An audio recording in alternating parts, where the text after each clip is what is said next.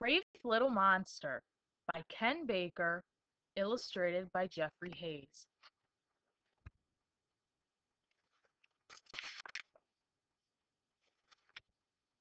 Albert couldn't sleep. Goosebumps covered his hairy arms. His fangs chattered. He shivered with fright. Even though Albert's mom had told him there were no such thing as little girls and boys, he knew better. Albert knew that scary boys and girls loved to hide in little monsters' rooms at night. Albert saw something move in his closet. It looked like a scary little girl eating an ice cream cone. She was probably dripping ice cream all over Albert's clothes.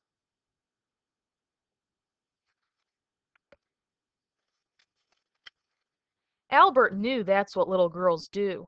They think it's funny to drip ice cream all over your clothes. It makes them laugh so hard that their bellies hurt. And when they're done laughing, they eat you up. Little girls love to eat little monsters after they've had a good belly-busting laugh. Mom! Albert yelled. Help me! There's a little girl in my closet. She's spilling ice cream on my clothes and wants to eat me up. Go to sleep, Albert, his mom shouted from downstairs. There's no such thing as a little girl. Albert sighed. He would have to get rid of the little girl himself. He picked up one of his smelly socks off the floor and threw it at the closet.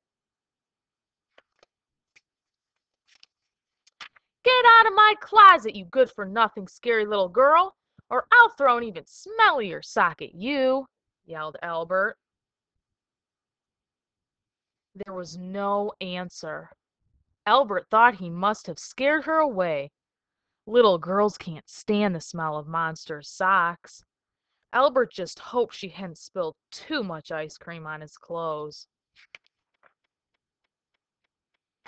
Finally, Albert felt safe. Except now he had to go to the bathroom. He had to go monstrously bad. But he didn't dare get out of bed. He was sure there was a mean little boy under his bed coloring in a coloring book. Albert could hear his crayons squeaking.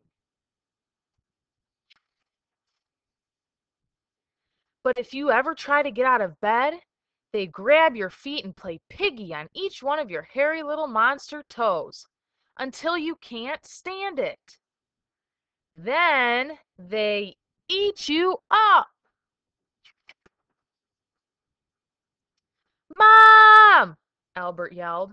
There's a little boy coloring under my bed who wants to play piggy on my hairy little toes. Albert's mom poked her head in his room. Albert, she said firmly, it's getting late. For the last time, there are no such things as little boys and girls. Now close your eyes and go to sleep. Well, Albert was on his own. He knew that there was only one way to deal with the little boys that hid under your bed.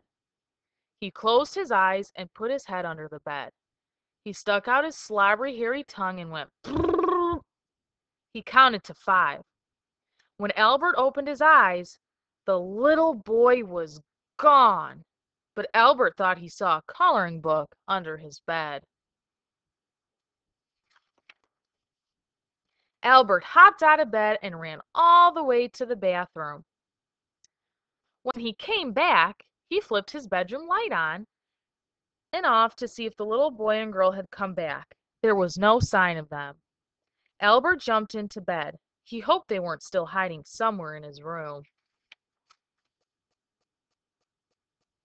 Albert had just closed his eyes when he thought he heard a quiet laugh come from his window.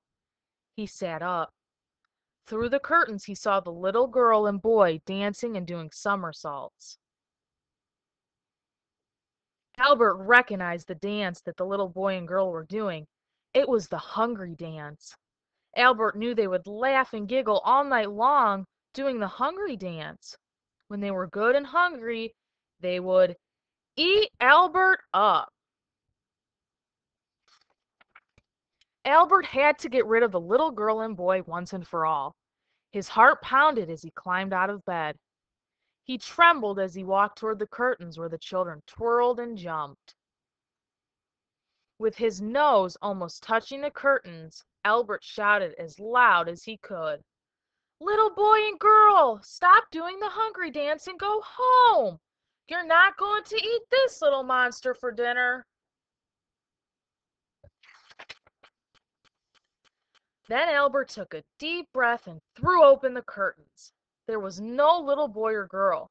He could only see the big tree waving in the wind. He smiled. The little girl and boy were finally gone. Albert skipped across the room and leaped back into bed. He knew there were no more scary little boys and girls in his room. He had chased them away all by himself. Albert had almost fallen asleep when he felt his mom's hairy lips give him a soft, slobbery kiss on the cheek.